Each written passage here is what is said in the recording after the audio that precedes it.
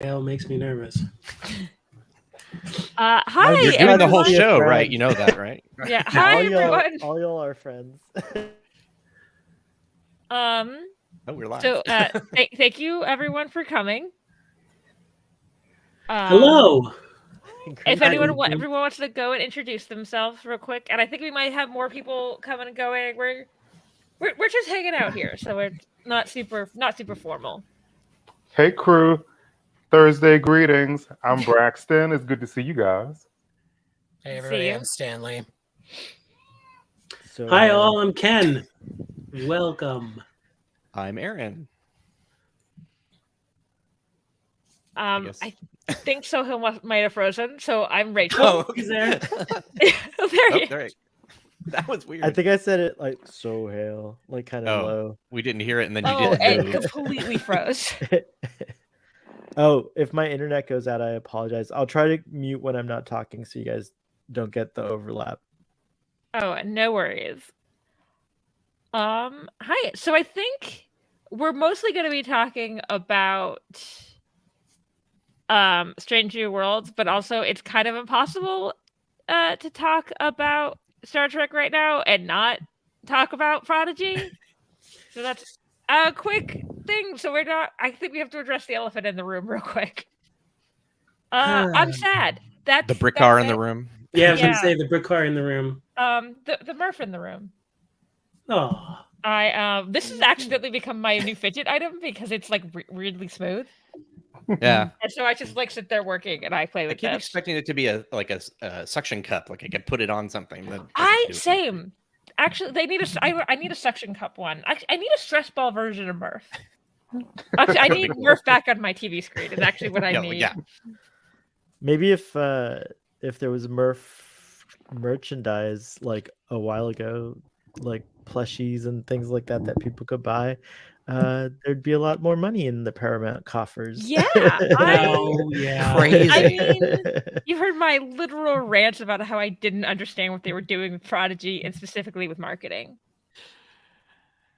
I find it very confusing that it took 2 years to get toys for the children's show. So what, is Prodigy going to be on Nickelodeon or something now? We don't know yet. No, we don't know. Yeah, probably We not. went through the whole like process of like you hear it's been canceled. Like, okay, well they're getting the second season. That's fine. Oh, okay, so it's the second season might not be seen right away. It might not be seen on Paramount Plus. It won't be seen on Paramount Plus. And now they're taking away the first season as well.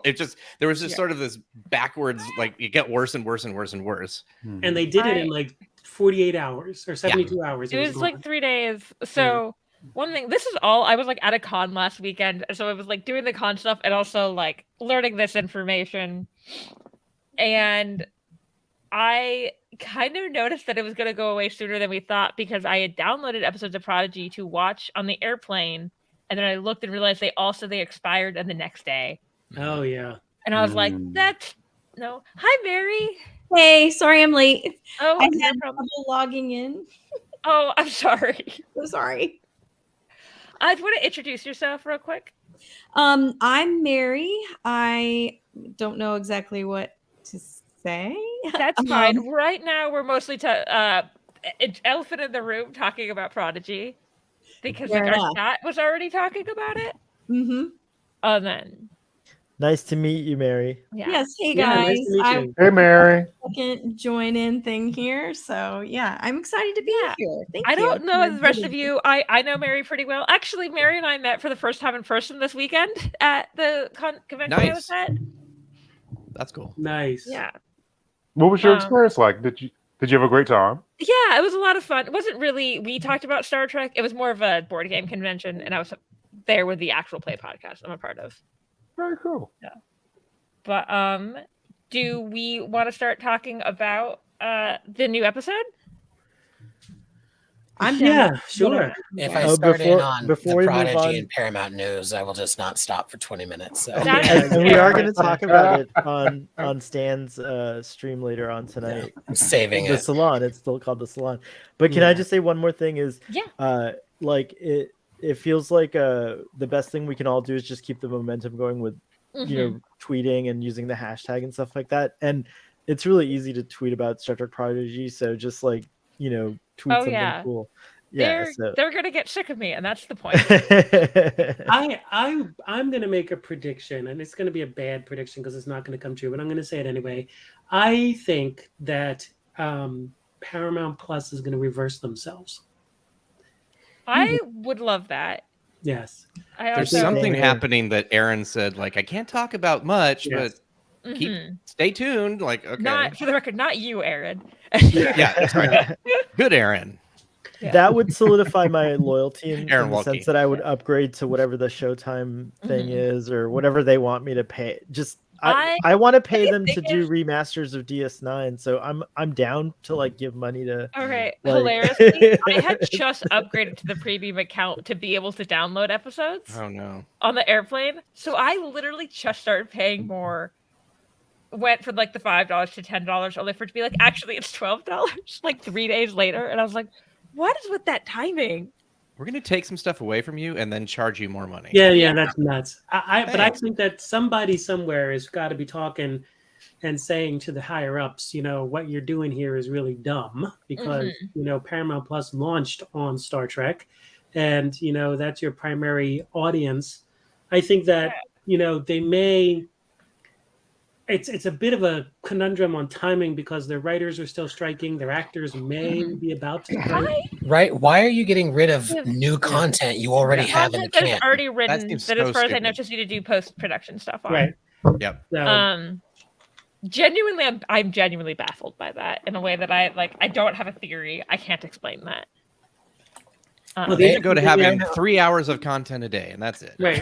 if they do reverse themselves, then they're going to probably engender so much more respect from a Star that they don't deserve, frankly, from this, but they will get from the Star Trek fan community. Look, do I know I shouldn't give them goodwill if they do that? Yes. Will I on accident? Totally. Right. I think that. We'll see. But anyway, let's talk about how many times can I say the word canon in this? I don't control the banners in this one. I think you're unrestricted on this channel, right? Like about as many times as you could say the word tomorrow in the title. Right. Jeez. Well, that was another. First of all, let's talk about the title, right? So, a long history, especially in the original series, of quoting Shakespeare in the title of an episode. Many of the original series episodes were Shakespeare in title. Conscience of a King, for example, and many others. So that was a good thing. Good continuity there. I forgot about the title being a Shakespeare title. There's been a lot going on, but I did really like the title. I thought it did in my head. I was like, this sounds like an old school Trek title, and that's probably why, because my brain subconsciously knew that. Yeah. We were joking, city on the edge of tomorrow and tomorrow. Yeah. Right, tomorrow was yesterday. Yeah. I'm down for Kirk tomorrow and tomorrow and tomorrow and tomorrow. Oh my gosh. That's fair. Calm down, Sohail. All right. Sorry. How many times did we repeat the Kirk? I did notice there's a lot more people interested in Paul Wesley's interpretation.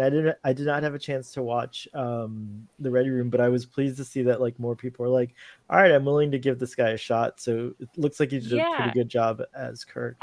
I think I talked about this with a little bit with Aaron and Fatheree, where he had said it was an active choice in last season of how he was playing Kirk, and I was like, oh, now I believed that because I had seen Paul Wesley be more charming than he was in that episode in Vampire Diaries. And then I was like, oh yeah, watching this, I was like, that was an active choice. If this came before that, it would make a lot more sense. Just you go, oh, that's a choice. Okay, I get it. This is my theory that I am now building on. My theory stands by the part that I think the leak of Paul Wesley being Kirk and being caught on the streets of Toronto was on purpose, because I don't understand. Hi, RC. Because I don't understand how they didn't think paparazzi was going to see a fairly famous actor filming in the middle of Toronto. Literally, in the middle of something. Yeah, it's just the middle of and wearing those colors. I mean, it was wearing those colors that did it. Yeah. And it was like people just looked at him and went, knowing the fame level of this actor or what he looks like in the shot, I feel like he's playing Kirk. Right. And so my new part of that theory is maybe they realized the active choice might not make sense in the episode last season. What is the name of that episode? I can't remember right now. Oh, shoot. The quality of mercy. The quality of mercy. Quality of mercy, yeah. Yeah. Tomorrow, Errand of Mercy Redux. Yeah. I think the idea that Paramount did anything on purpose is giving them way too much credit. Oh boy. See, this is me thinking a PR person did it, not actual Paramount. I want to talk to their PR people too, because I remember when that happened, I was like, can you all not hold anything together even 1 week? Yeah. Like, they confirmed it in the middle of Discovery season 4 ending, Picard season 2 starting. It's like, what are you all doing? Like, just let people speculate for a week and then tell us. And so my theory is they wanted to start building up goodwill for the idea of him playing Kirk, because they realized, like, oh, this performance, while it's good in this episode for this reason, it might not But it's not Prime Kirk. This is the second time. Right. Yeah. He's not playing Prime. The only Prime Kirk we've seen is the last minute of this episode. Mm-hmm. Right? I think they probably have him not playing Prime Kirk to like work to like so they don't mess up canon too much, probably. Is that my cue? So, I didn't want to step on Ken's toes. I'm like, I don't think they give a shit about canon. Well, so there is a few things that were done in this episode which were very interesting from a canon perspective. Forgetting the con of it all for just a second. They danced around the fact, now this is an alternate timeline. Again, another alternate timeline. So here you have the Romulans before, again, Balance of Terror, right? So Balance of Terror happens after Strange New Worlds and is the first time anyone has seen a Romulan in Balance of Terror. So in this episode, she does comment, well, I'm not getting used to the ears, but she doesn't clarify what she means by that. So that's just playing around with canon. The fact that Kirk had a little bit of trouble with the car was kind of fun, and a nice throwback to a piece of the action. That was kind of fun. The fact that Kirk is good at chess is a big throwback to Kirk's very first scene in Where No Man Has Gone Before, and I love the comment about the 2D chess is really easy compared to the 3D. I thought that was really cool. 3D canon. Yeah. So there was some really nice little nods, and I have to say that as much as I was thinking that, I was very critical of Paul Wesley and thinking in that first scene where he's trying to push the button to get the thing to go back. I'm like, that's not very Kirk-like. But anyway, so there's a lot to talk about with canon here. A lot of people are asking, does this completely reset the original series? Blah, blah, blah, which I don't think it does at all. But, there's lots of people that are throwing that thing out there. There was that line that the Romulan said this is supposed to happen in 1992, which was interesting because the Space Seed year that was mentioned was actually 1996, not 1992, if I recall correctly. Well, that was when he went into exile, right? He went into exile when the Botany Bay lifted off in 1996.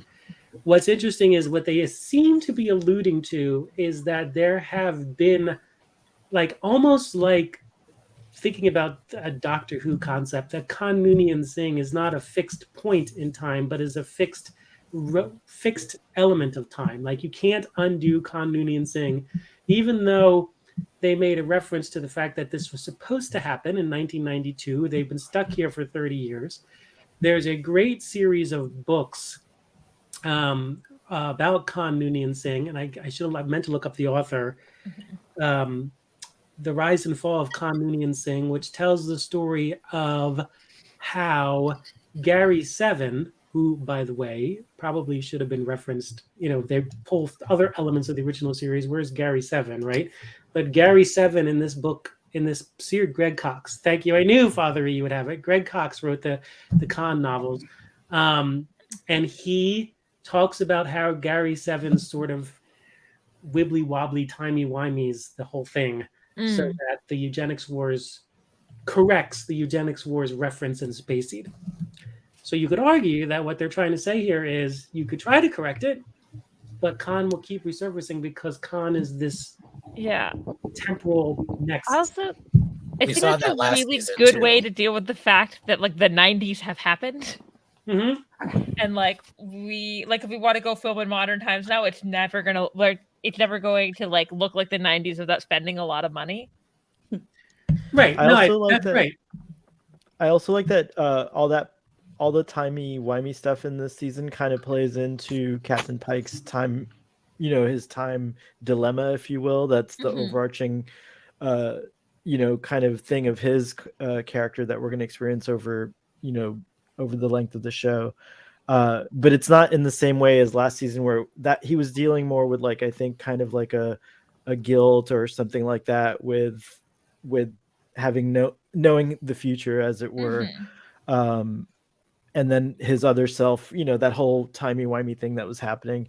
What I love about this moment, though, specifically, is that for me, it feels big because it kind of like reminds everyone that there's a layer to the Star Trek story, which is that the timeline, kind of the same timeline, not one continuous timeline, whatever the prime timeline is in flux and can change, and we're watching that change occurring at this moment. So that's part of the fun of whoever we are in that perspective, So I love that about it. I also like that Strange New Worlds is sort of a theme that's developing over the 2 seasons, is that sometimes bad things have to happen. And there it's like, okay, yeah, Kirk, Pike, you could have to die, but Kirk then becomes captain, and this Romulan thing doesn't turn into a war. Or, La'an, sorry, well, you're going to be born, but like, Christina Chong's performance in that moment, like, is so good. Like, she's so like, good. He's responsible for this, and me, and the pain in the part when she says, like, and me, like, it hurts her. And it feels like it gives me chills just thinking about it. And I thought that was really powerful because there is a lot of baggage this character carries, and it felt like for the first time she like accepted or embraced her destiny. I don't know if that's a good way to look at it, but it was interesting. I liked it. I think I figured it's like she accepted that like she is who she is, even if like, but it's not her fault. Yeah, this is one of the two. There are two areas where I felt like they kind of missed an opportunity. This was one of them with La'an's arc. I kind of like, and I also don't like that she's getting it on with Kirk. Like I don't like her becoming part of his plot, because we've seen too much of that in Trek and media in general. But this was a La'an story, so that there was enough of that flip. However, since this Kirk ended up not mattering, I wish she had said more about who she was, to give Kirk the opportunity to say your lineage doesn't define you, or some other like Kirk-esque speech about being better than where you came from, or whatever. It could have been really great, and that could have been what the Romulan overheard, to then know that she's a Noonien Singh, rather than it just be not touched upon and her keep it away from even him. I was expecting that, and then but I because I kind of liked the moment, even though it made me sad, because I was expecting like they're gonna get to the very end and he was gonna like sacrifice himself in some way to like help her get back to her timeline. And then I was like, oh no, he just died very quickly.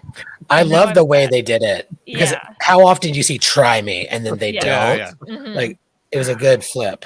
It was. Yes. I made this comparison to some of you, but I really liked that it was basically sitting on the edge of forever, except Kirk is somehow Edith Keeler now.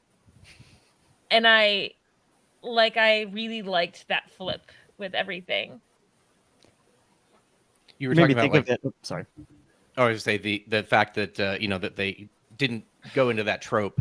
Also, the entire way the episode was shot didn't feel like a time travel episode where like, I'm going to stand in front of this thing and talk about, that you recognize this. And it might be because I'm not from Canada and I don't know Toronto, but neither does Kirk. Yeah, that's true.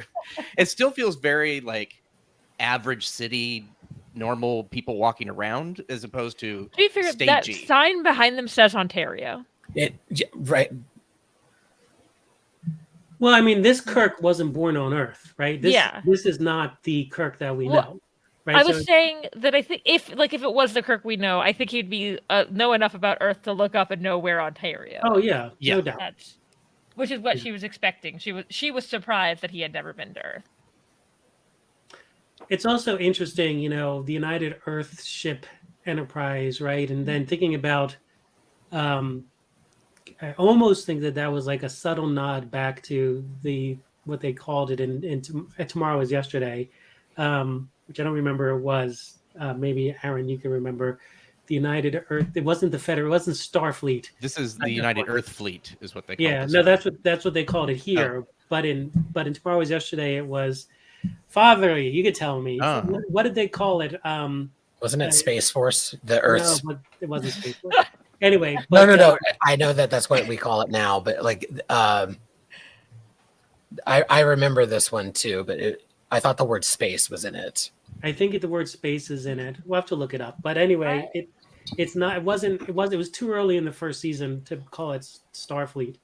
It was United Earth Space Probe Agency or something like that. Oh yeah. Sorry, I thought you were talking about something from Earth. I'm like, Earth, no. in the time period of the 60s. I thought it was interesting how many times it was like Kirk's alternate history was similar to other Kirk alternate histories without being like right on.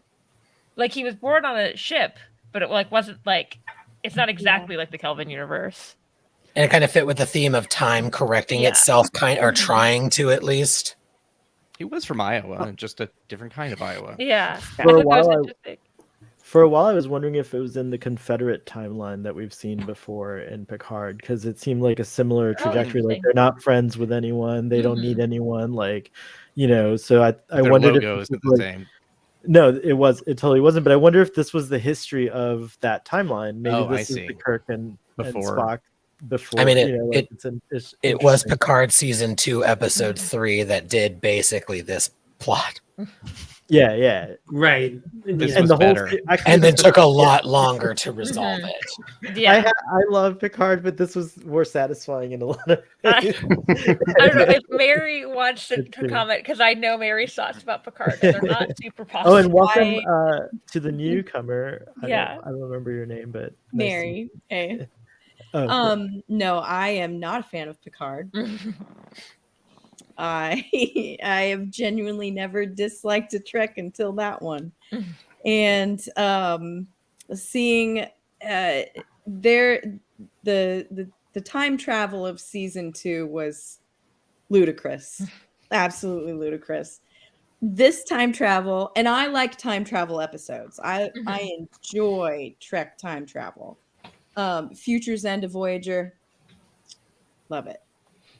But this one, today's episode, you were exactly right. It did not feel like a time travel episode, and it was extremely satisfying. I fully enjoyed it. It did not make me think of Picard, which is probably another reason why I enjoyed it.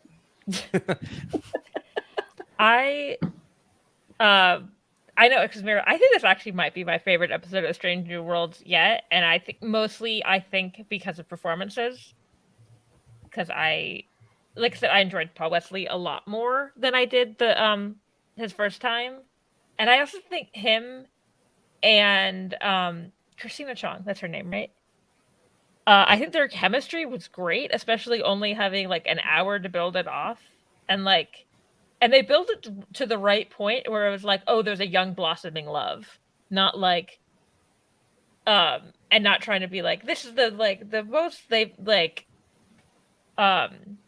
not trying to like build it like it say was anything like more than that. Like not trying to shove them together like they did with Jean-Luc and Laris. Yeah. Where there was 100% no chemistry whatsoever. They're like, oh, look. But we killed off the husband. Guess who's a love interest now? But it felt more like the loss. It was like the loss of potential that these two could have had. That can never, will never come to be now. Even though and only one of them, and like even though both of them kind of exist in this world, only one of them gets to remember it. And we actually got to see it. Yeah. Like we weren't just told that, like, between seasons, this love happens. And it was Every believable Star Trek within that series tiny has- period of time. Yeah. That was crazy. I'll just say in defense of Picard, every Star Trek series has its flaws. It's for true, sure. Strange New Worlds has fewer flaws than most other shows. That's fair. I mean, it's still airing, so we don't know that to be true. We're still Star Trek fans. We have to pull it apart. Yeah. Oh yeah. I was thinking Exactly. with this episode, it took my second watch of this episode to enjoy it, and I've been trying to figure out what is it on my first watch. Was I tired? I'm not the biggest Kirk fan, so like taking most of the cast out of this for not the first time in this series, it felt a little wonky, especially when we're only getting 10 episodes a season, right? So Yeah. It's like they said they were taking big swings, and I would say this would count. And I also think my justice for Una fire continues to burn, and like we finally get her back, and then like nope. I personally think like this would have been a big change to this episode. They clearly love Kirk. They want to play with Kirk. I get it, but this could have been a really cool alternate Una story. Oh, that would be interesting. And I felt like we missed out on that opportunity. So that's like the third of the three opportunities I think they missed out on. Kirk And ruins seeing her as a everything. captain would be cool. No, I'm just kidding. That would Kirk be is not cool. right. I do wonder if, like, I don't know this to be true. This is pure speculation because we know for pretty sure, like, part of the reason Pike's in like, less of like these first couple episodes is because, Anson Mount had just had his child. And I love that. I love that as a dude, he's like, hey, I want more fathers to be that example. To like, I didn't know that. Not think of it as babysitting. It's actually parenting, and to set that example. I wonder if like, but with the because others, there's so much of Rebecca Romaine in the previous episode where it was like maybe there was overlap in filming this one, and they like didn't have her. Like they're like, oh, because I could just see them. I mean, for most of this episode, it's just the two of them from the main cast. So it would be like it'd be helpful to like, we'll film this thing that has a lot of Rebecca Romaine, while we also film this thing that has these two. Maybe. What was interesting is, as we know, this one also was on location, so I did not see a lot of the 3D wall, whatever the hell they call it. Whereas in the preview for next week's episode, I saw it very clearly. They're back to using that wall a lot. But this was on location, and you know, whenever you go on location, I think it makes for a better show. And this was clearly on location. There was a couple of shots that were lined up, especially a shot of Kirk and Leon walking, which was reminiscent of Kirk and Spock walking along the pier in Star Trek IV. Which I thought was kind of cool. The other thing is that they missed a moment, or maybe they didn't, where Kirk is staring at a tall ship, and Leon asks, "Well, you don't have sunsets," and he said, "Not like this." You know, to me, I thought it looked like Kirk longing and looking at it, which would have been a great callback to, you know, Kirk's love of tall ships, and you know, all I need is a tall ship and a star to steer her by. Throwback also to I wasn't staring. I'm trying to remember that scene. Maybe I wasn't paying close enough. I thought the sunset was like by a bridge. No, it was going like through it the was mast by of a a ship. Oh, okay. Yeah. I honestly, I could see a bridge if you look quickly. I see what you're picking up. I was super impressed with the visuals because, like, I don't know about you guys, but I thought, like, for some reason, I didn't think that bridge was fake. Like, I thought that's a real bridge that they were shooting just from angles that made it look bigger, or they extended it. I was really surprised when it blew up because I was like, "Is that not a bridge?" That's It was so like majestic and in the background, and it was just doing its thing with the traffic going across. It looked so good. So, so kudos to the visuals. Since we were talking It about sounds being like on there are a lot of location. bridge projects in production or something. I was looking that up, and it was just like, oh, they're really talking about adding a bunch of stuff. So it's so funny that we're Believable. hailing this bridge on a show that has bridges in space. Yeah. It's funny. I just Which wanted, they because we were played talking off about of it that. being on location. I just wanted to show, like, Kevin, like, saying it was like a love letter to Toronto, and I kind of did love the joke of he thinks it's New York and no, it's Toronto, just because Toronto films for so many things, and like someone I follow on Twitter was talking about, like, they went to like a very Canadian store, although she was saying that usually that is not what you would buy at that Canadian store for the most part. unless you want to spend a lot of money for those weird I looked at jackets. the website for Roots, and they easily are both. If we go off the prices from that website, they're easily both wearing $5,000 worth of clothing. You guys, you know what I hope There was Discovery does in the There was last episode? the leather jacket on there, which was like a weird leather jacket that had patches all over it, over $1,000. I hope in its last episode, Discovery reassigns Starfleet headquarters to Toronto just to piss everyone off. Yeah. Like, it would just be like amazing. And so from that point on, you just see Toronto as Starfleet HQ. And that bridge that they rebuild or something is there instead of the Golden Gate Bridge. Mm-hmm. Yeah, Star Trek has always had challenges with fatherhood. We've talked about that before. Yes. Fatheree is right about that. Although, to be fair, slightly, Picard didn't know he was a dad. Neither did Kirk. No, Kirk knew. No, Kirk knew. Yeah, Kirk knew. He was just just told to stay respecting away. Carol's wishes. Oh, I always Carol thought wanted him. I always thought he didn't Oh, know for sorry. some reason. Yeah, I used to think that too. Ken corrected me on that on that one is of like these it's a throwaway. streams. I think it's a random I throwaway think line Ken. that yeah. I feel like That it out would to have me been as better well. just to say Kirk didn't know. I was gonna say, yeah, I feel Yeah. worse having known that now. Yeah, No, Kirk knew, because in the scene in the Genesis, outside the Genesis cave, Yeah. the part that the Starfleet engineers built, when he says, "Is that David?" and then Kirk says, "I did what you want. I stayed away. Why didn't you tell him?" So there's that line in Star Trek 2 where they have the conversation between Kirk and Carol. Hashtag sympathy for Kirk. He gets Yeah. a bad rap because of like reasons. I don't know. It I also know. makes the womanizing in hindsight like a little weirder too. I just watched TOS recently, and I have to say, like, there are some questionable behaviors, but I would not characterize Kirk as a womanizer in any No. of the original. No, series. he's I don't know. not. I mean, most it's- of the original series, like Yeah. if when I remember, like the same way I Dream of Jeannie, and I feel like it was the '60s, and there's some stuff going on.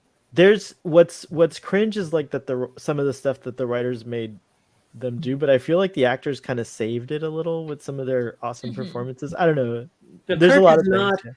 Kirk is not the womanizer in the original series that everyone makes him out to be. If you actually Yeah. watch the original series with a critical eye, there's lots of times where Kirk is hanging out with women for sure, and there's lots of times where there's history where, Kirk runs into all of these people that have been, women of his past, like Ruth and like the woman from the Deadly Years, Janice Wallace, for example. But he doesn't pick up a green woman in every port, like sort of the. But that's because of standards on television. Like, there's Also- a lot of things where, like, let's just pan to a light that fades out, and it's like they're having sex. Like, Right. you just can't Yeah. say it. Yeah, I and like personally Kevin for in the me- comments defending the hot dog, saying that Toronto hot dogs are really that big. Oh wow. Seattle hot dogs are better, just FYI. But but just really quickly, I just want to say that like where I got the misconception of Kirk's womanizing was there used to be a lot of montages that they would put on TV when they would do these like Star Trek celebrations of Kirk like kissing and holding and like grabbing and stuff like that, like, and all the different actresses that you know, like all these beautiful. So it was like a showcase of his like things, and I think when you look at it like that, you're like, this guy's a sleazo. He's like, I feel like I remember like a TV Land, like like one of those cuts between commercials that was like that. I actually, speaking of kisses, I was interested in comparing the like kiss in this episode, which seemed, this probably has more to do with like acting styles compared to now in the '60s. Mm-hmm. There seemed to be more of a sweetness to it than most of Kirk's like. Oh yeah. kisses Not do. just pulling. Yeah, That's because rat Kirk really people, wanted to that's be with it. Spock. He was never genuine about those were work kisses. Most of his kisses were like work related kisses because he needed to do the mission. Like he had to like seduce someone so he could get the grain for the dying people, or whatever it was. So that's why they feel that way. I'm sorry, HR. Those were work kisses. It's fine. Yeah, the agent shows up. Those are work kisses. He's like, no, I'm from Temple Affairs. I don't care. Well, I mean, there's a different when you talk about the '60s. There's a different way to approach kisses in the '60s than in 2023 in pop culture. It does have to do more with like acting styles. I think I was talking. People were much kissier then too. I feel Yeah. like than they are today. You have Like to in full general, grab in the sure. face, turn so that only your face is in the camera. Get all that screen time you can get. They also, no one's putting Vaseline on a camera to like make it look the woman look a little more glowy. We have highlighter now. It's fine. We now have good examples of how to kiss and do things on Star Trek, where I have to say that because I learned a lot from Star Trek, like my first kisses were very awkward because they were like trying to emulate something I saw on Star Trek, and they're always bad. It's always terrible on Star Trek. Did you do a full face grab and turn? I won't talk about it on the show. Maybe on the salon. Maybe we can That's open up about fair. that. Wow. I mean, the way they're dancing around with Cannon, I would love to see Ethan Peck and Anson Mount and give a little peck on the cheek at least. Something. Ethan Peck on the Ethan cheek. Peck. Yeah. Yeah. Yeah. Yes. Thank you, Ken. That was great. I love how much You the never chat is know. talking about hot dogs. I don't even like hot dogs that much, and now I want one. Hot dogs are good, but only in my mind. They're first of all, there's great hot dogs on the Jersey Shore. If anybody, there's a place called the Windmill on the Jersey Shore. They're not sponsoring this podcast, but great hot dogs. But we'll take it if you are. Yeah, spicy All right. mustard, hot sauerkraut. I'm not much of a street hot dog person because cheaply made hot dogs make me feel not great. I usually, when I get hot dogs, I get like all beef or like kosher ones. Oh yeah, no, you can't. Right, 100%. Sonoran hot dogs are excellent. I gotta plug the Arizona boy. Sonoran hot dog. It's a hot dog that's wrapped in bacon, and you can get it a couple of different ways. But I personally think the best way is with a little bit of pico, some corn, some street corn. It's important distinction. And a I'll little know bit your of opinion, Fatheree, but I love ketchup, so I No, don't agree no with your ketchup on hot dogs. Fatheree I agree. and Ken are completely wrong about the ketchup thing because Oh please. mustard and ketchup got married and they hate to be separated. Is all I gotta say. You can do mustard and ketchup on hamburgers all day long, but only No, mustard only on hamburgers. We'll do both. But also, when I crave a hot dog, I'm craving like You the gotta hot put dog I had as a tomato. child. So, like, Oh, you could do chopped tomatoes instead of ketchup, right? With mustard, or is it just mustard and a Well, I dog? love how tomatoes are- respectful RC is being. He's like, I'm just gonna doesn't chat surprise me. this. This But is I'm also not just my here to nature. tell others I am how a to- chat-friendly person. Yeah. This is true. I'm trying to think what we haven't talked about in the episode. We've talked about hot dogs. We way didn't talk more than about the denobulin. We didn't talk Oh, about the yeah. nutrient quarter twink and the denobulin. So That was hilarious. Wait, what? The What Louvre. did I miss? I Oh, laughed. What's the new chief's name? Chief J. Oh, Chief Oh, J. yeah. Okay. And not That was a what cool we thought was scene. going to be cool, like Lieutenant J. We like, oh, it's related. No, it's spelled differently. what's the transporter Interesting. chief's name? Chief J. Oh, is The that- old one was Chief Kyle. Okay, Chief which Kyle. made no sense. But anyway, Kyle Wait. lost his husband in the last season, so he's like taking a break. Maybe he'll Yeah. come back. Yeah, I thought that was hilarious. Like the transporter buffer doesn't steal or whatever. yeah, no, that was That's good, great. and it was great to see a denobulin. Yeah. Yeah. I mean, the first like non-animated one since like Enterprise, right? Yes. Was there an animated one? Maybe there was an animated one on Lower In Decks. Lower I think Decks. it's Lower Lower Decks, Decks. yeah. Yeah. In okay. the And, we, Mugats. and episode. was there a denobulin on Prodigy? Oh no, we can't check now. Oh, No, We the can't- other thing that I Too thought was soon. we Is can't it- check Uh, Why wasn't was I the programmed to feel pain? the communications relay officer was a Oh yeah, denobulin, wasn't he? Denobulin. Yep. mhm. oh yeah, I really liked the I liked seeing La'an's kind of like snippets. They reminded me of in Into Darkness when like Kirk was talking about how things are getting routine. Like it had that similar kind of vibe, but obviously it was done in a strange new worlds way. That reminds me, were you guys distracted ever by the kind of camera shake when we went to see Pelia and they were having that whole confrontation? It like I didn't realize, but there's this like camera shaking. It gave me a lot of anxiety, but I guess that scene's supposed to make you feel nervous. I'm literally on that scene now, but I love was it camera shake or was I shaking? I don't know. Do you like blue camera shake kind of thing, which they used to do on NYPD Blue? Yeah, it kind of had that vibe. Yeah, that's what it felt like. Oh no, I need to rewatch the episode because I don't remember what you're talking about. Now you'll never not see it. Now you'll be like, camera shake. The other thing that was interesting, which was a break from canon, there I said it,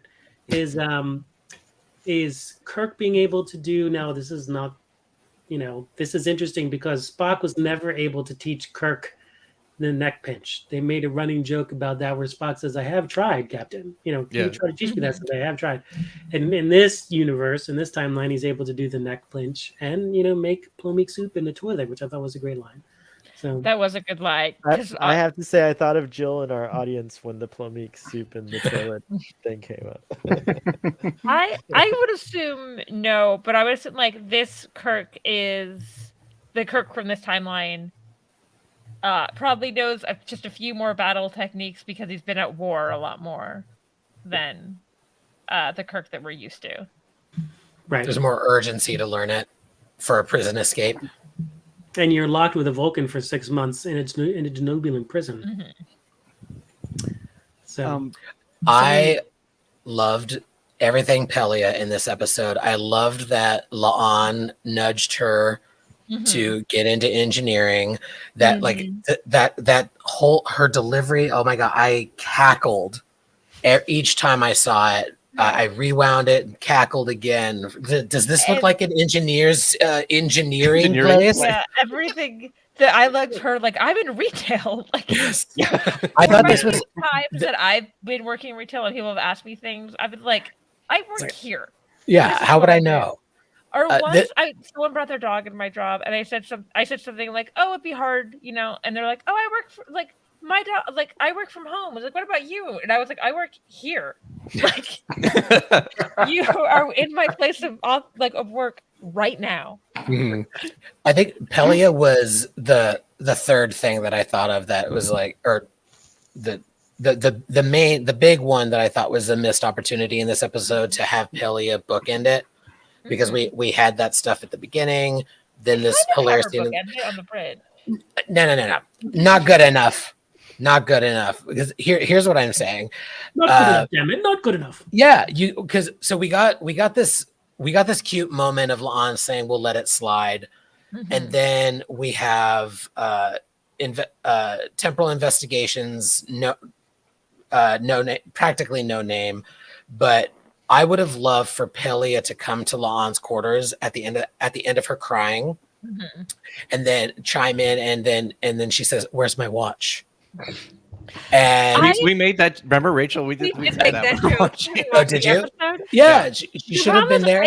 Or she just walks by and goes, "Oh, that's my. I've been looking for that." She could have come to her quarters at that moment to say, "Where's my watch?" La'an chuckles a little bit, then gets sad again. Pelia notices it, and she says, "Do you want to talk about it?" And that's when that bitch finally says, "Yes, I want to talk about it." And to hell with what random lady just told me. Una told me, Nira told me, Mbenga told me, and now this woman who was crucial to me getting back here, who I now have a deeper connection than I even knew, is telling me I have someone that I can trust and talk to. And like that's when she opens up a little bit. It would I just wrote a beautiful episode ending, everybody. You're welcome. It almost seemed like they ran out of time, right? I wouldn't be surprised if that was written or shot, and they just didn't. It was. I mean, these episodes are really, truly an hour long. I mean, these episodes are 57 minutes long. I do kind of respect that. As such, like, especially the times I've sat down to watch. Look, this show's usually half hour. Like here, it's 60 minutes now, and you're like, cool. I have to go change my entire schedule. Yeah. No, they have been I- 57 minutes. Like, part of me consistently. wants that, but part of me, I love like the ending on her crying. I like don't want to undercut like that performance. Yeah. It's Yeah, the so only good. thing I It was the would same say thing. about Pelia is it was, it again was too reminiscent of Picard seeking out Guinan. And it's a little bit too Guinan for me, but I like it. It's a very different spin on this idea. But I Let's- was thinking that first until it was like Pelia's like, what are you talking about? Like that was that to me. That she doesn't know, like, and that she's entire not. scene. Guinan was always like, Guinan. One of Yeah. my like big laughs was when she's like, I have an idea. It's just Paul Wesley's just there for a second. He's like, whatever this is going to be insane. Like, Also in there, I love is like the guy at the Apple store showed me how to use DuckDuckGo. Yeah. Oh my god, I love Shout that out for part. DuckDuckGo. I had to Yeah, look that Duck, up today. So I learned something new. Yes. RC, in your mind, is it like somehow you at your Yeah, old job? it's always me. I'm Yeah. the only guy at the Apple store. Someone Oh, do mentioned- you work at Apple? I used to work at Apple. That's I awesome. used to. I don't anymore. Nice. Yeah, I worked at the Apple store for like 2 years. Cool. But someone in the comments had mentioned about the Department of Temporal Affairs coming and talking to Pelia, which now makes me. I was like, well, why would they? She just lived through it. And then I was like, in that case, has the Department of Temporal Affairs come and talk to Guinan? They have a weekly like tea with Guinan. Everyone somehow she's just popping up to everyone. And speaking of canon, I mean, DTI should not have let this episode happen, right? Like they should have sent another agent to take over the second that agent got shot. Like, Yeah, that made a lot of sense. Yeah. just don't talk about it, girl. Bye. I will say I can accept that if we can also have to accept that Starfleet security regularly sends like Troy disguised as a Romulan and just like O'Brien out to like go Short staff. Well, what I will say about that is that the Romulan was a lot cleaner in cleaning up her mess, right? So even after she was dying, she disintegrated herself, whereas Leon left the There was gun. green blood on Khan's Yeah. face. That Leon was left chilling. the gun Khan's desk. on Khan's desk. Leon left the gun on Yeah. Khan's desk I was- and did the teleportation in front of him, which was, yeah. I thought it was Yeah, chilling. like- I loved it. It was great. It's I crazy. was like, oh, Laon's American. Cool. Just leaving a gun about. No, it's a temporal loop. She did that in front of him. He tells people, no one believes him. It causes him to go absolutely crazy. Right. He There you gets go, really there pissed you off. go. He's like, I'm gonna get vengeance on all of you. Yeah. Right. You know, I was thinking that he might be kind of, that someone spared his life. Actually, I'm That curious he's if there's seen like this like about the act of Romulan. kindness. Well, Maybe. I assume that the temporal affairs and all the temporal agencies that protect the timeline restore it, and that's why by the time we get to TOS in the linear timeline, it's 1992 because it gets, and that's what they keep suggesting is that so many people are effing around with this time period. It's constantly in flux. So we're just witnessing. I like that Star Trek shifting the kind of perspective a lot with Strange New Worlds. It's like it's easy. You have to take time into account, and it's kind of cool. I like that. Temporal canon. The other thing is you About just the leave- Romulan. you just I leave a dead 23rd century captain on the street. I mean, what are you doing there, right? Yeah. So that's a little bit weird too. Oh, Well- I assumed that as soon as that timeline was restored, he would disappear the Right. way that the agent did at the beginning of the episode. Right. Maybe. I was while then we were that talking magic about the thing would Romulan happen. agent, I was curious if anyone else recognized that actress right away and was like, "Oh, she's important because this actress is like." So that was Adelaide Kane, who like used to be the star. Like she's currently on Grey's Anatomy. She was the star of the CW show Rain. She was on Power She's- Rangers. By the in way, the she's last season of Australian, Once so Upon a give it up Time. for her accent. Nice. But I was immediately, I think Aaron can tell you this, when I watched the episode the first time, I was like, Adelaide Kane! And he was like, what? Like, Yeah. Well, I recogned her when I actually looked at it. It was like, oh, she was on Once Upon a Time. yeah, she was It in seems the like last she was- season of Once wasn't Upon a she Time. playing kind of a similar character to her human guys, where she was sort of like the stories are a conspiracy theory or something like No, that? she was one of Or the was evil that- stepsisters. Oh, okay. Yeah. No, I'm confusing her with somebody from earlier in the show. Yeah. Oh, I think I know who you're But it was funny because as I saw her, I think I remembered her being like a while ago saying like she was going to be in an episode. But it was funny because as soon as I saw her, I didn't necessarily know exactly what role she would be. Like, oh, she's coming back. Like, I don't know. Apparently, I might be the only age demographic of this to have watched some Rain. So, saw like the first 2 episodes. Did you recognize her? No. Oh, okay. I also have a better memory than you, though. Yeah. She had a really good disguise. Yeah, it's great. I did like her character. There's a whole 30-year adventure there where she's been frustrated because she couldn't get at this kid, and she's immune to whatever the temporal effects are. As she said, the opposing time agent had an immunity device as well, so she also had this. So she's seen countless changes occurring. It's always out of her grasp. So from her perspective, it's really interesting. There's like a spin-off maybe right there that Gary 7 and like, even Section 31 is not going to become a show anymore. Thank goodness for me. I wasn't too interested, but maybe we can explore like what Will Wheaton's organization is, the Travelers or something like that. That might be an interesting, different approach to take in a spin-off series that can do like timey-wimey shit and stuff. I wanted Rain Robinson to be her arch nemesis. Yeah, that would. She has that sort of feel to her. It's like, oh, I could see them both going at it. Oh, definitely. So it was an interesting way that they were doing the time travel, using the Department of Temporal Investigations. So that was a throw forward to Deep Space Nine. The Temporal Cold War was a reference to Enterprise. So there were things that they definitely tied into, Star Trek's future self. So they did a good job of trying to pull things together. But, that's why I think one of the things that would have been hard to do, although in this time period, in theory, you should have had Gary 7 and Roberta Lincoln, right? That would have been a kind of a cool thing to tie into. I just assume they just weren't at this part of the world. Like the Earth's pretty big. Or they died in the cold fusion explosion, trying to stop it. Maybe. Yeah. This is where I would put up the banner headcanon, insert headcanon here. Right. Yeah. And it would be interesting to sort of track that this is a different timeline. So, but the timeline didn't split apart until, so this would have been the same timeline as Gary 7, as Captain John Christopher, because, and as, the voyage home. All of this would have happened because the timeline in this case would not have diverged until the cold fusion explosion, right? So it's interesting to sort of try to track. Well, it had to have, because the eugenics wars didn't happen in 1992, so it had to have happened before that. Right. I think that to use a chess analogy, I think the Strange New Worlds team are putting a lot of interesting pieces into play on this tri-dimensional chessboard that is the Star Trek universe.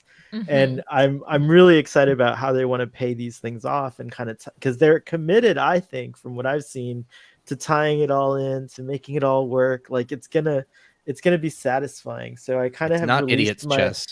Yeah, exactly. So I've kind of released myself from a lot of the kind of worry of those things, because like it's really exciting TV. I don't know if you guys are as enthralled by it as I am, but like when Kirk, as a matter of fact, in that scene when Kirk is looking at the sunset for the first time, it's like really cool to like imagine a Kirk that never grew up on Earth, that never had like, the experiences that we know canonically to be Kirk. So you need to know Kirk for that to be such an effective and beautiful thing for Kirk to experience. I just loved all the meta, if you will, that was going on with the writing and the way that they're playing with established events and using alternate timelines and time travel to kind of like give us a gateway into another perspective.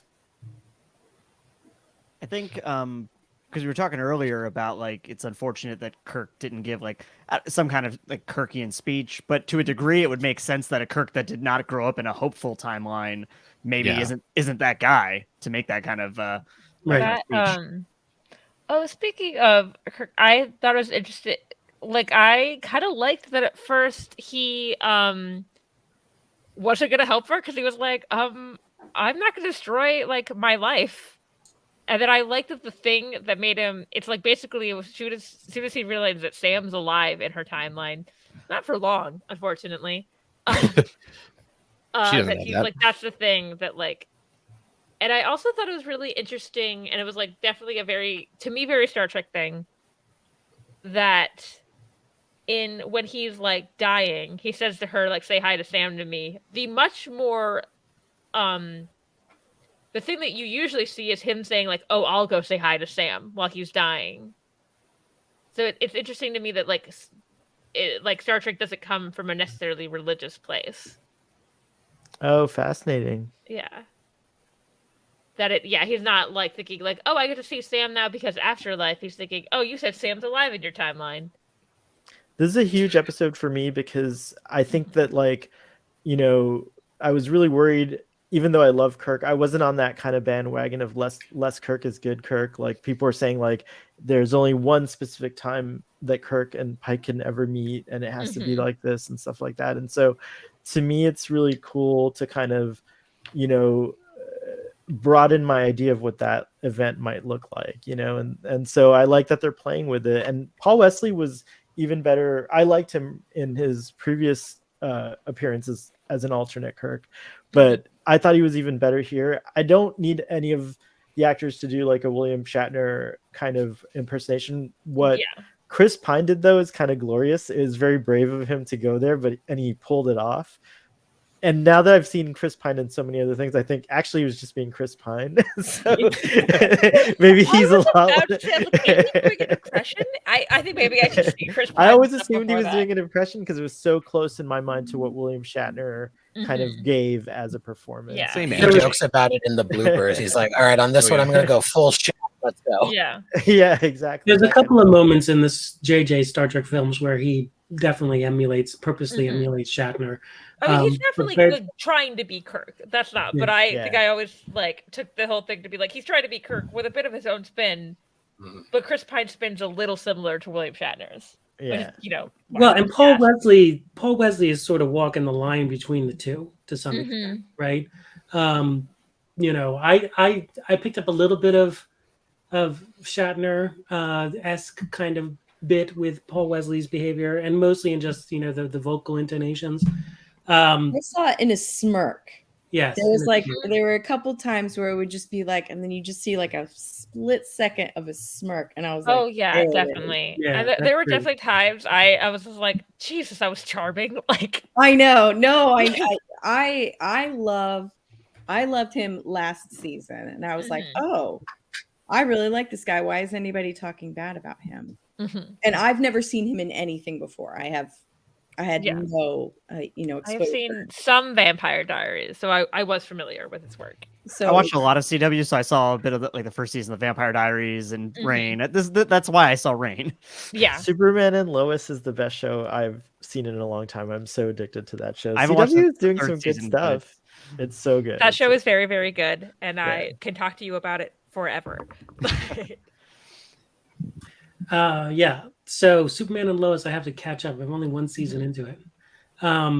But I think that, you know, where you're going with this is there is another episode where you're going to see him play Prime Kirk. So that'll be interesting to see when that comes up, how he does Prime Kirk. I do think that the interesting moment was on the bridge, another interesting moment where you saw Spock as Captain Spock, and Kirk's like, well, in another timeline maybe, but no, sorry. Yeah. That was an interesting little play on, you know, the Romulans are conquering the Vulcans. It was also a matter of fact kind of coldness to humans that I didn't like, maybe. You know, like, it was kind of, but it was delivered interestingly in that way, which I appreciate, because that's kind of the society that I think they're the Confederate timeline. The Confederate timeline. I think they're like history. I don't know. The more I think about it, the more I feel like that's where they are. They didn't I feel like go with sorry. phobic. The issue with that line is that it was so similar to what they did in whatever we just said it was. Terror. Balance, yeah. And totally. it's kind of like having a sentence and repeating 2 words in it. That's what it felt like to me. Like, okay, we've heard this really recently. I almost feel like they're doing it on purpose, where it's going to be this thing where we're going to see them keep almost meeting before we get like the big moment. You mean Kirk and Spock? Yeah, Kirk and Spock. Or like they are meeting, but they're not really meeting. Like it's not. Ken, this is a blind spot for me, but what quote unquote in canon would you say is the first meeting of Spock, or has it not been written yet? So the first time you ever see them together is Where No Man Has Gone Before. It's pretty clear that it's not the first time they meet, but in Where No Man Has Gone Before, Spock is not first officer. Gary Mitchell is more of a superior officer. He's the more of the first officer. And so you see the dynamic of Kirk and Spock, where Spock challenges Kirk and saying you have to kill Mitchell now, and they have that big conversation in the briefing room. That is very early on in their relationship, but the very first scene they're playing chess together, so they have a friendship. Yeah. You have never really seen canonically the first moment where Kirk and Spock encounter each other. I think so Strange New World gets to write that. That's pretty Yeah. good. And you know Akiva wants to do that. That's the only reason he's in Star Trek, so that he can write the moment where those 2 characters meet. I think that's why not just in Strange New Worlds, the Kelvin universe does this too. Why we keep seeing like people doing their own interpretation of it, because it's such a big thing that hasn't been seen. Right, it's such a big thing. I mean, there's been many literary approaches to when Kirk and Spock meet each other. Do we have any references in the motion picture novel, like in Gene's notes? Gene's like this Gene just that they were going to bang it out. Yeah. I love that that random line is in there. That's Are they both lieutenants right now? Both of them, Spock and Kirk, at the moment? Yes. Yes, I think so. And what's his rank in Star Trek in season 1 after he's a when he's first officer? I believe he's a lieutenant commander and Kirk is a captain, but I have to okay. That's an interesting dynamic. It might be interesting to see in the next whatever amount of years we get, is like this kind of like passive or maybe even active competitiveness between the 2 of them as they rank up. And Kirk goes to captain so quickly, and Spock's kind of like what, and it mimics their games of chess. Maybe they play 3 dimensions. It's kind of cool. I like that. Well, actually, I have to double check, because he might be a commander in Where No Man Has Gone Before. I don't know. I have to double check that. But yeah, it's hard to tell because they do the traditional military thing of like not like with lieutenant commanders, you just call them commander. Right. So someone might be a lieutenant commander, but they will just call them commander. Like, and that's the real military is like that too. Like a lieutenant colonel is just called colonel. Right.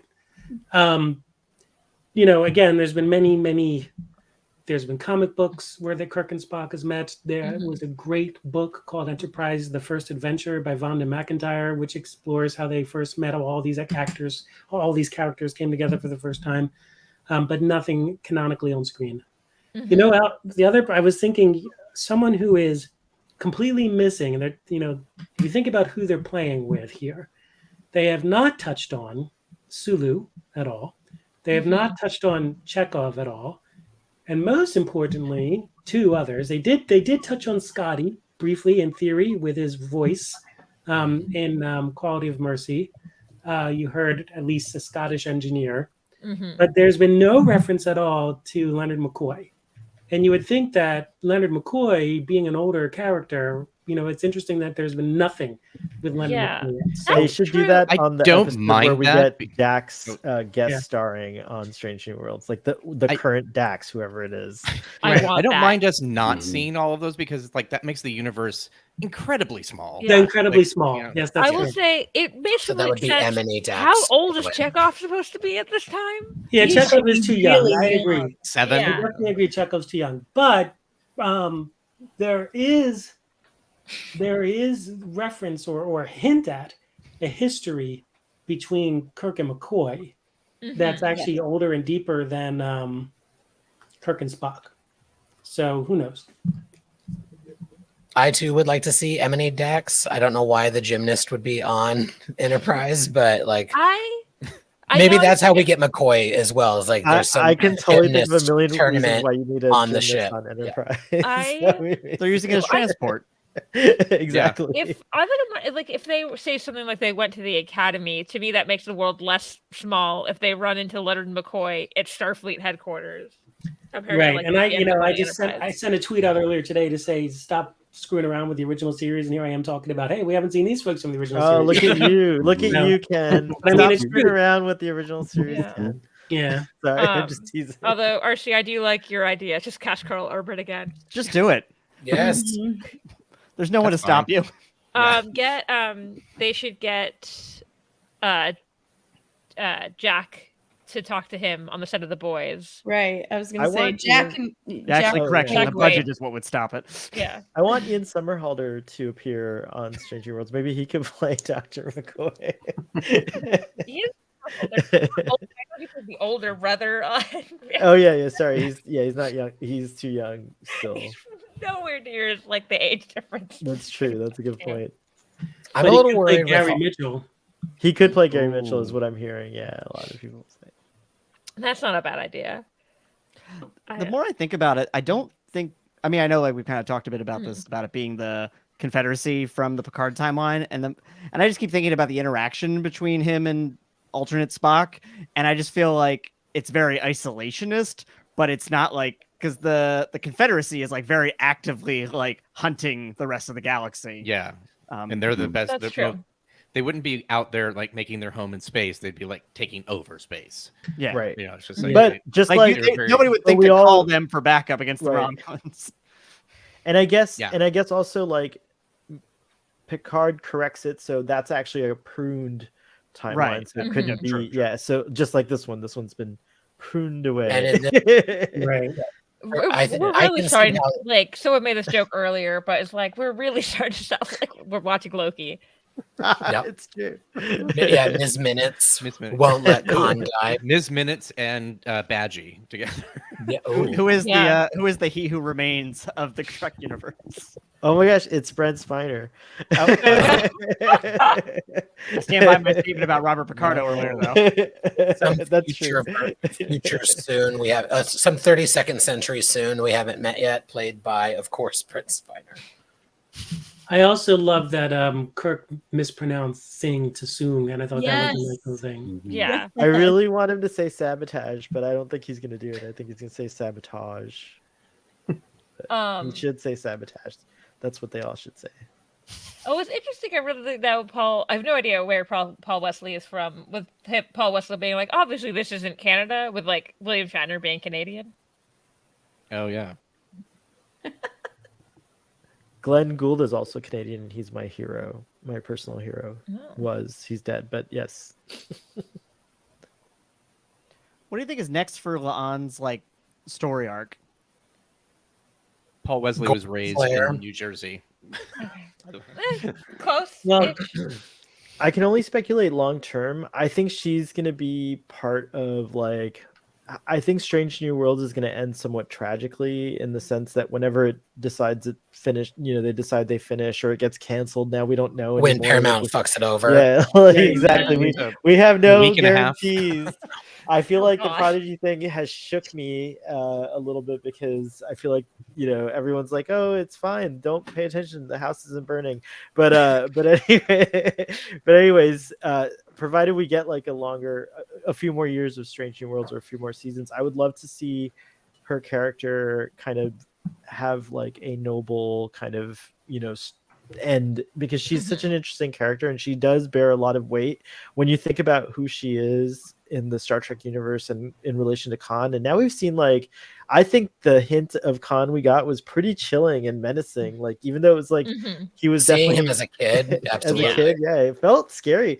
And I think someone in the audience, I forget, maybe it was Kevin, said something about like the one person who wouldn't kill Hitler. But the thing is if they look like a kid that's just a normal kid, like if you have if you don't have to think about it and you just do it, maybe you can muster up the inhumanity to do it. I don't know.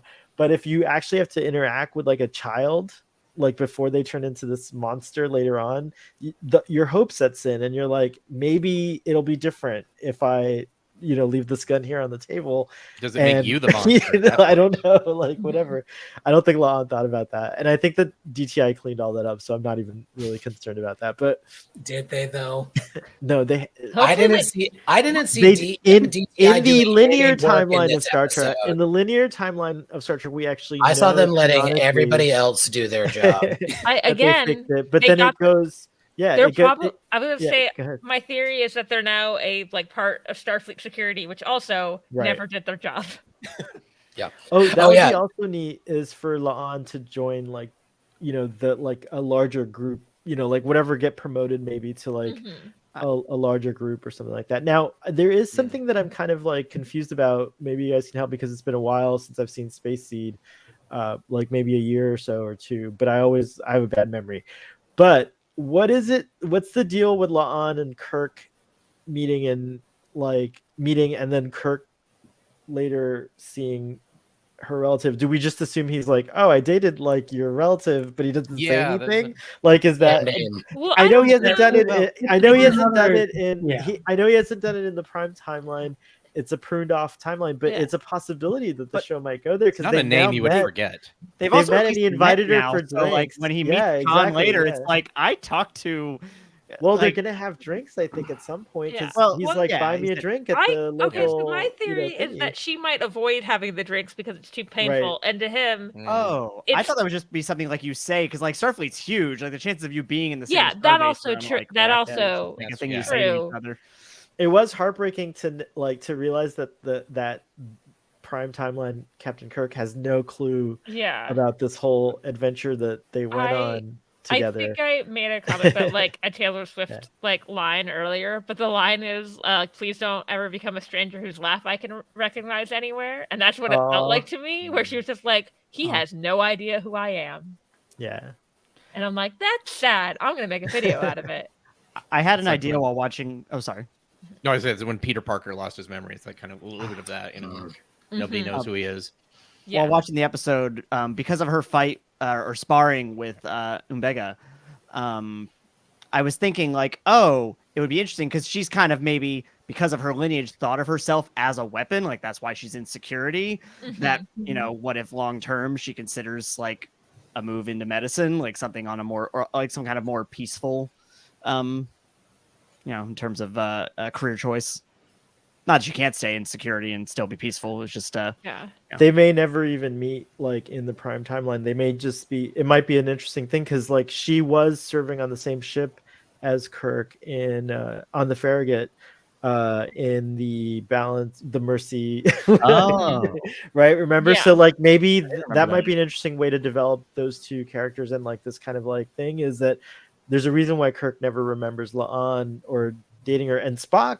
That's another story that I have to kind of resolve. It's like, how come he doesn't kind of like say, hey, we have an expert on Khan here on the ship? Or was he like, I don't, or like there's someone in the Federation, it's going to be interesting, like things. Well, but so those are this- things that like, But this Go ahead. goes back to, The car is correct. Sorry, I'm just seeing this.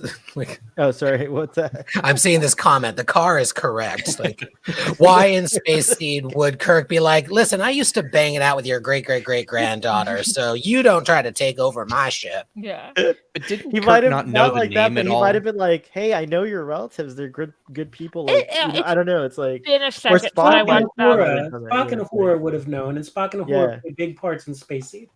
It's Yeah. just another thing where, again, this is where I'm like, you're gonna either, people are yelling at me saying, "Don't get so canon, so Well, wrapped up say in canon," that or he not. has no right? memory of dating her. He talked to her once in a Yeah, but- very Well, good that's how it Spock is and right Uhura- now. It's true. Spock and But yeah, Uhura what about play Spock big and Uhura? parts? Yeah. They play big parts in Space Seed. Khan slaps Uhura, or not Khan, but Khan's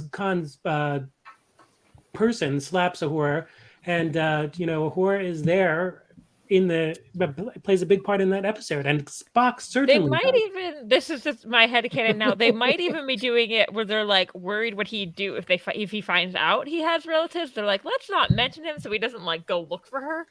I had a wild idea that maybe their silence is actually to protect La'an because maybe because of the events of this episode, Khan, who might be temporally immune somehow to temporal changes just naturally from his genetic modifications, may be aware of her, and like his real mission is to get to her and use her as her knowledge of like, you know, this time frame or this time period to dominate.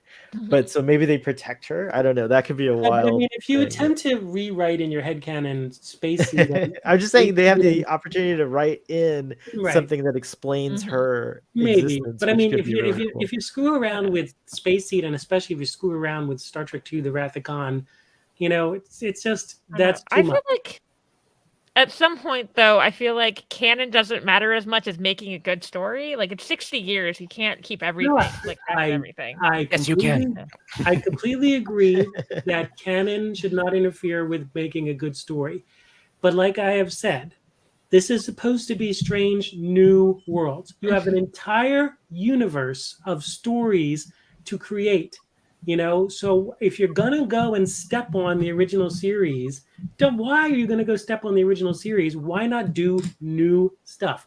And if the idea of bringing in elements of the original series is to pull in fans from 60 years of canon, why are you then potentially peeing on it? Right. So that's I can tell you why. My perspective is just like I joke about this all the time, like, and it's not meant to be disparaging. Like I love Akiva Goldsman, but I feel like he has wanted to play with Kirk and Spock his entire life, and now he does. And I totally get it, because if you gave me the keys to a Star Trek show, we are getting a Dax anthology, and that's fair. Terry and Nicole are both coming back, and it makes sense. It'll make sense. Well, I have a whole outline. I would totally do that, and I get. But you playing his goals, right, Stan? And I'm going to get off my soapbox in a second. But if you had the opportunity to do a whole Dax anthology, would you honor the history of these characters? Oh, Ben Sisko wouldn't even be a father. I'm kidding. God, the faces and the silence. Yeah. Ben is the father I wish I had. That was totally a joke. No, I get it. But I also like the setup here where, just real quick, sorry to interrupt. Because we have to, Fatheree says we have to wrap up, but I got to say this because I think you'll like this also, Ken. But when Khan grew up in a world that only knew two-dimensional chess, so like this adds like a neat layer to that line, both in this episode and in Star Trek II, where Kirk's like, he thinks two-dimensional, or Spock's actually maybe the one who says that, right? Like he thinks two-dimensionally. Yeah. So I love that this episode kind of has like a really nice layer, or to me that adds to the scene. It's a cool RC, I find your comment interesting that I put on, because I was like, oh, is it actually like a lot more people are related to him? She's just one of the only people who like has kept like joined Starfleet, has like gone through that's kept his name. Also, I always dislike the Khan doesn't do 3D thing, because he lived in a world with submarines. Right. I mean, that was a bit of a. I know people don't do submarines very well. But when you learn how to do strategy, chess is like often an important thing. And Kirk grew up doing 3D chess, and like Khan grew up doing 2D chess. So that's why Kirk's the superior strategist. I was just standing for Kirk. Sorry. That's fair. But now I'm imagining Khan as like how like just so many people are related to Genghis Khan. That like they're like, yeah, it's just a certain percentage of like people in Asia are just related to Genghis Khan. Right, which was a big part of the joke from the History of the World Part 2. I like that Strange New Worlds is kind of like flirting with these iconic characters. We've got Cybok on the table, on the chessboard, if you will. We've got Khan. Like it's like that's like right now the two biggest characters they've got. Like and they've only appeared as like not their revealed selves. You know, like you know. I don't think we're gonna see Khan. I don't know if we'll see like an older Khan or Khan again, but if we do, it might be in an alternate timeline story, which I feel like they love to do one every season. I'd be down with that. It'd be cool.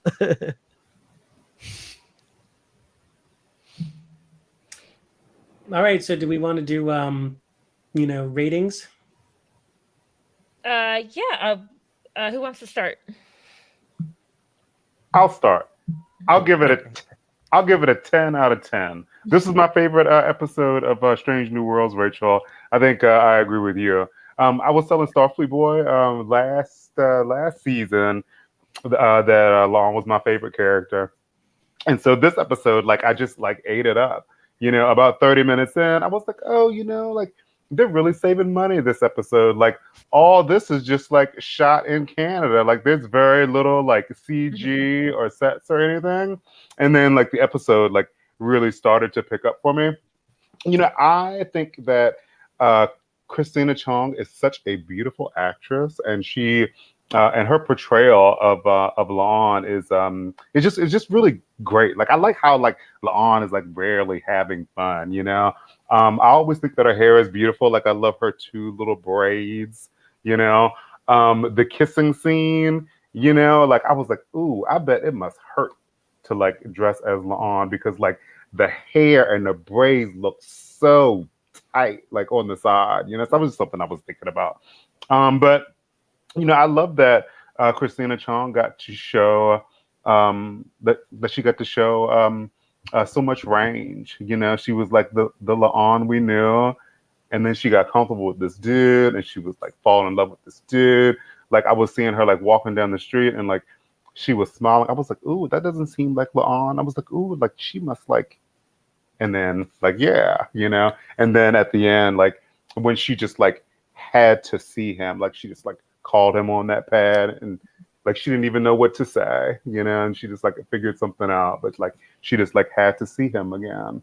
And then like she broke down at the end, and I wasn't actually crying, but I did like to do like this, just because like I was because I love La'an, and so I was kind of experiencing that with her. 10 out of 10 for me, dude. I think I already said this is also a 10 out of 10. I already said this is my favorite episode of Strange New Worlds. Basically everything you just said. I really, really love the performances in this episode. I think the chemistry was just great. And it's like one of those, like, I feel like most Star Trek episodes, it was like, oh, I love, because it's like, oh, it's like part of this bigger story. And this, I just like loved it on its own. It was just like a good story, like within this one episode. I would say 10 out of 10 copies of paintings from the Louvre. I love that. Like, the whole Pelia thing is just like, it was just a nice little extra topping on, the salad or cake that is, this show. But I think I really loved how it was so natural looking, and it didn't feel forced. It felt like a really kind of just organic story. It kind of like went from place to place and I didn't see where it was going, which I think was also helpful. And just, like we said, the chemistry between the two, the fact that it seemed believable that they fell in love at that short period of time. Just all of that. And of course then we get the possible out in canon about time can be a little bit more fluid. Mary, what about you? I tweeted earlier today that this was the best Strange New Worlds episode, hands down, for me, thus far. I honestly, I felt like this season has gotten off to a rough start. I did not like the first episode, and I wanted to really like last week's episode as well, but I just have had a hard time getting engaged with it. And I was like debating among myself whether it was like Picard lag or something like that, like just being burnt out on the dislike that I have for it. And then this one came in and I was right back in it again. And I was like, okay. And Lon is not my favorite character on the show, but boy, if you are going to make me feel things and I'm going to see someone put their whole self out there like she did at the end when she cried, I'm one. I am one. Plus, like I said earlier, I do like Paul Wesley's Kirk. He was charming as hell. And I loved the chemistry between them. I eagerly anticipated the kiss and was happy for the RC, what about you? I am gonna go. I fluctuated a bit. I was thinking 10 when I started, and then I came in here and I heard a lot of interesting thoughts, and that brought me down to 9. So I'm gonna go with 9.5. Okay. Because I That's still good.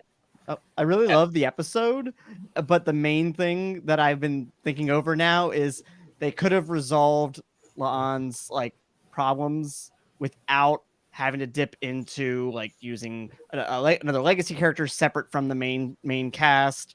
And they could have had a more involved things, but it's possible that from a production standpoint, this episode is the way it is in order to for cast to be filming other things. So I understand it, but it just, I liked it a whole lot. And now I'm thinking about it more. I'm like, yeah, I didn't get to see any of the other cast members that I really like. And they didn't get to be a part of Laan's journey, through to self-acceptance.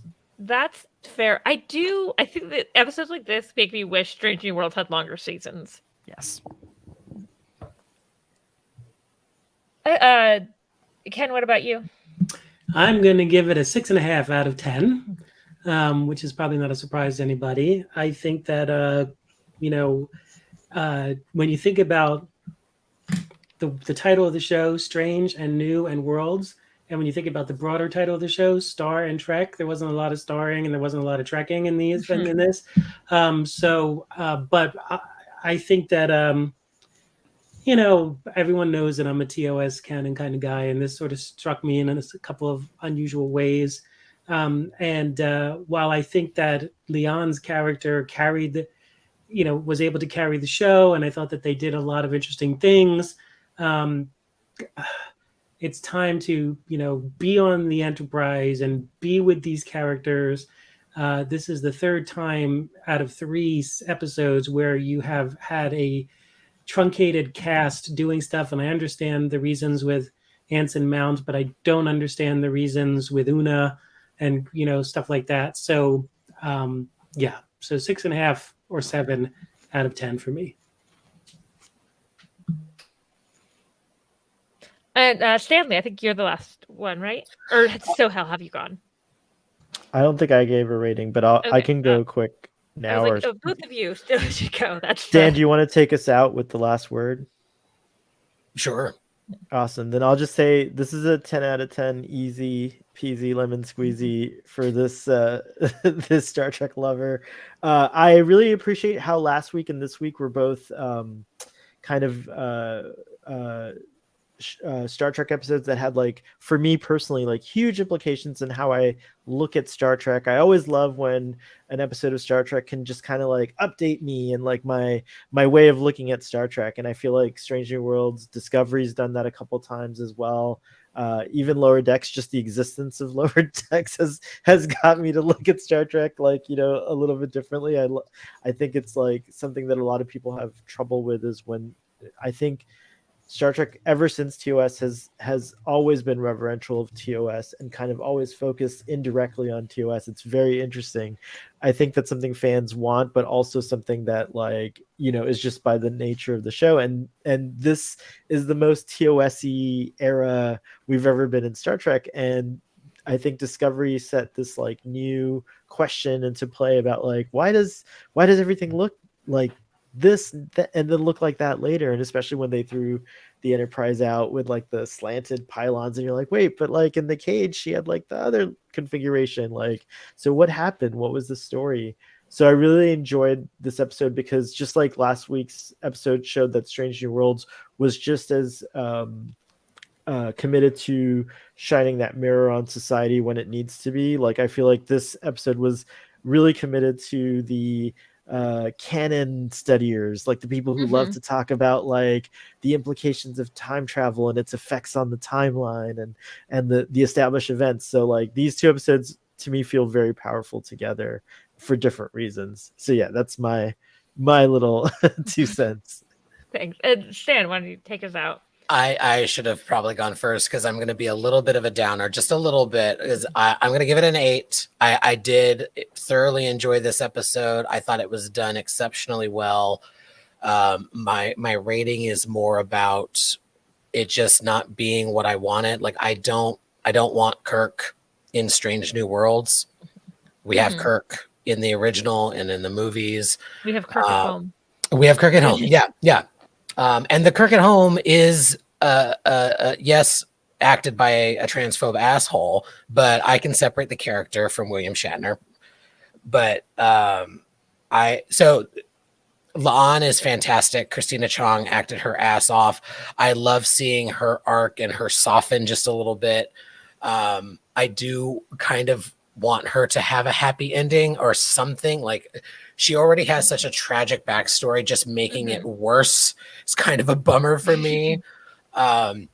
It was not lost on me that season 2, episode 3 is very, very similar to season 2, episode 3 of Picard, going back in time, fixing one thing that needs to be changed. And I mean, Star Trek pulls from plot in other shows all the time, and like timey-wimey shit is like sci-fi to its core for sure.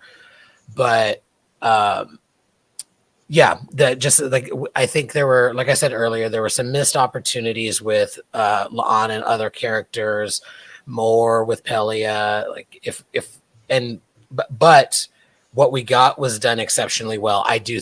Paul Wesley is exceptionally charming. I do like how they interacted with each other. Like while I don't want Kirk, I kind of love that for La'an, and I do like that they challenge conventions a little bit. Like I said earlier, with like try me, and then the Romulan did. Like, yeah, fine, I will try you. And I kind of like that she gloated a little bit. That was a fun moment. It's like I'm the one who finally killed James T. Kirk. Like there were a lot of really great moments, the humor with Pelia, etc. But so it gets a solid 8 from me. I loved it. I just think there were some missed opportunities with it that could have made it a 10 for me. Yeah, that's totally fair. And 8's still a really good score, so that's not that much of a downer. Okay, I think we're gonna wrap up in a second here. Any like last second things people want to get in? If you're save Star Trek Prodigy. If you want to talk about that asinine decision coming up here in 28 minutes, the link was put in the chat. We're gonna tonight's salon is gonna start with me ranting about Paramount Plus, and then we'll lead into a further discussion of this episode. I want to say it was cool to meet Marion RC. I'll look for you on Twitter. I don't know if I'm following you. I apologize that I don't know if I'm following you. And also I can help you out with that. They're both good friends. Nice. Also, thanks to Fatheree at Tex-Trek for hosting the stream. Don't forget to tune in tomorrow to the deep dive discussion. Oh, Rachel, you were going to do this, right? Oh, don't worry. I'm fine. I usurped your thing. That's fine. I was more focusing on getting the Save Star Trek Prodigy hashtag up there. Well, yeah, Rachel... make sure you still catch Fatheree and Dave tomorrow at the more formal. I can't speak. Maybe you should have done this formal, organized version of their normal stream. Although we were pretty good this week. I thought so. Yeah, we were pretty good. The audience was out of control, though. Oh my gosh! Yeah, the audience is definitely out of control. I don't know what's in the coffee there, but we love you, audience. The audience is always great. That's someone who wants to be liked. And hopefully, we'll see everyone at your salon. All right, I'm just gonna live long and prosper. Yep. Save Star Trek Prodigy.